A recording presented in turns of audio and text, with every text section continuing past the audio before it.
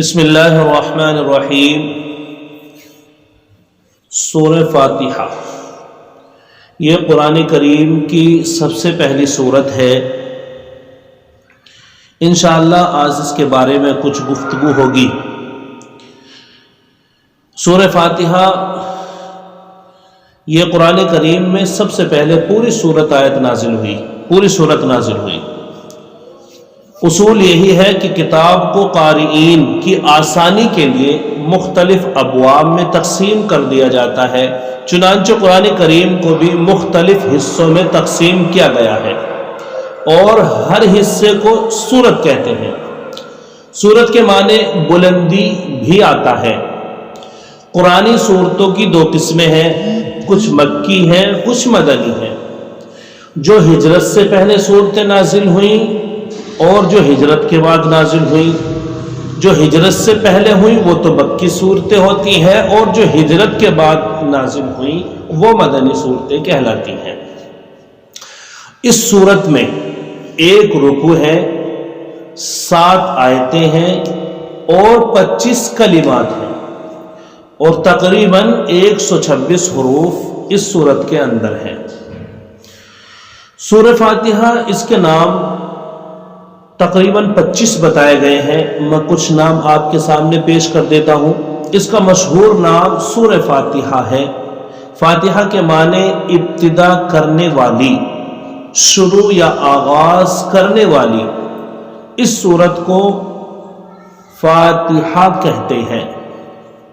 اس کا ایک نام ہے فاتحۃ الکتاب، دوسرا نام ہے فاتحۃ القرآن، تیسرا نام ہے ام الکتاب، چوتھا نام ہے ام القرآن، پانچواں نام ہے القرآن العظیم، چھٹا نام ہے السبع المثانی، ساتواں نام ہے الوافیہ، آٹھواں نام ہے الکنز، نواں نام ہے کافیہ، اور 10واں نام ہے الاساس۔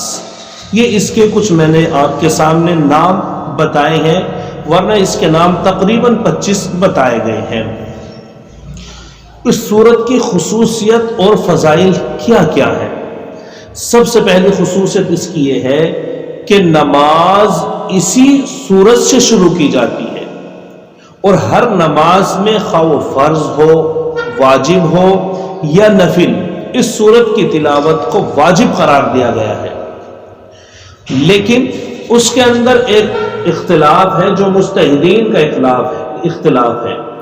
اس سورت کا نماز میں پڑھا جانا تو ضروری ہے، مگر ہر نمازی کے لیے نہیں، بلکہ امام ہو یا منفرد ہو، یعنی اپنی تنہا نماز پڑھتا ہو، اس کے لیے نماز میں فاتحہ پڑھنا بہت ضروری ہے، اور مقتدی کے لیے امام کے پیچھے سننا اور خاموش رہنا فرض اور لازم ہے۔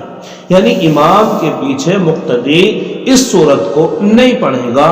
اس کے علاوہ اگر کوئی امامت کر رہا ہے یا کوئی منفرد یعنی اکیلا نماز پڑھ رہا ہے تو اس کے لیے یہ ضروری ہے کہ وہ سورہ فاتحہ پڑھے، لیکن اگر وہ مقتدی ہے، امام کے پیچھے اقتدا کر رہا ہے، تو اب اس کے پیچھے پڑھنا اس کو جائز نہیں ہے، اس لیے کہ قرآن کریم میں اللہ تبارک و تعالیٰ کا ارشاد ہے وَإِذَا قُرِئَ الْقُرْآنُ فَاسْتَمِعُوا لَهُ وَأَنصِتُوا لَعَلَّكُمْ تُرْحَمُونَ، یعنی جب قرآن پڑھا جائے تو نہایت غور اور توجہ کے ساتھ امام کی قرات کی طرف کان لگا کر سنو اور بالکل خاموش رہو۔ امید ہے کہ اگر تم نے امام کی قرات کو سنا اور خاموش کھڑے رہے اور امام کے ساتھ قرآن میں کوئی جھگڑا نہ کیا تو تم پر رحم کیا جائے گا۔ مقتدیوں سے رحمت خداوندی کا وعدہ سننے اور چپ رہنے کے ساتھ مشروط ہے، ورنہ پھر یہ وعدہ نہیں ہے۔ اور یہ آیت بالاجماع قرات خلف الامام کے بارے میں نازل ہوئی ہے، جیسا کہ امام بیہقی اور زرقانی نے اس کی تصریح کی ہے، اور احادیث صحیحہ مشہورہ میں ہے کہ وَإِذَا قُرِئَ فَأَنصِتُوا، یعنی جب امام پڑھے تو خاموش رہو۔ اور جس حدیث میں یہ آیا ہے کہ لا صلاۃ الا بفاتحۃ الکتاب، کہ بغیر فاتحہ کے نماز نہیں ہوتی، سو امام احمد ابن حنبل اور سفیان ابن عیینہ سے، ترمذی اور ابو داؤد میں ہے کہ یہ حکم امام اور منفرد کا ہے کہ اس امام کی اور منفرد کی نماز نہیں ہوتی جو سورہ فاتحہ نہ پڑھے، لیکن مقتدی کے لیے اس میں پڑھنا جائز نہیں ہے۔ اور احادیث کی دو قسم ہیں، غور سے سنو، احادیث کی دو قسم ہیں۔ ایک وہ قسم ہے کہ جس میں امام اور منفرد کے احکام وارد ہوئے ہیں، ان میں یہ آیات ہے کہ نماز میں فاتحہ پڑھنا ضروری ہے، اور دوسری قسم احادیث کی وہ ہے جس میں مقتدی کے احکام آئے ہیں۔ ان تمام احادیث میں صرف یہی حکم آیا ہے کہ وَإِذَا قُرِئَ فَأَنصِتُوا، کہ جب امام پڑھے تو خاموش رہو۔ امام کے احکام الگ ہیں اور مقتدی کے احکام الگ ہیں، اپنی اپنی جگہ دونوں ٹھیک ہیں۔ امام پڑھے اور مقتدی خاموش رہے، دونوں میں کوئی تعارض نہیں ہے۔ یہ اس کی خصوصیت اور فضائل تھی۔ یہ میں نے اختلافی مسئلہ بتایا جو عام طور پر ہمارے درمیان ہوتا رہتا ہے۔ بہرکیف تیسری خصوصیت یہ ہے کہ یہ سورت ایک حیثیت سے پورے قرآن شریف کا متن ہے، اور سارا قرآن کریم اس کی شرح ہے۔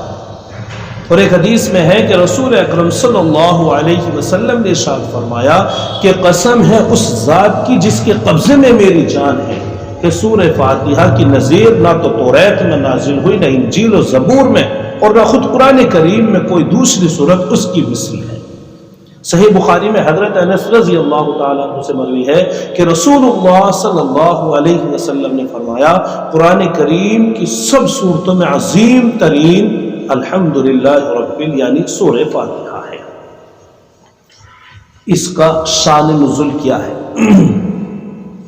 شان نزول اس کا یہ ہے کہ حضرت امیر المومنین علی کرم اللہ وجہہ اور حضرت عبداللہ ابن عباس سے روایت ہے کہ رسول اللہ صلی اللہ علیہ وسلم نے فرمایا کہ جب میں جنگل میں جاتا تھا ایک آواز میرے کان میں آتی تھی کہ کوئی شخص کہتا ہے یا محمد یا محمد، اور میں دیکھتا تھا کہ ایک تخت سنہرا آسمان اور زمین میں معلق یعنی لٹکا ہوا ہے، اور اس پر ایک شخص نورانی بیٹھا ہوا ہے۔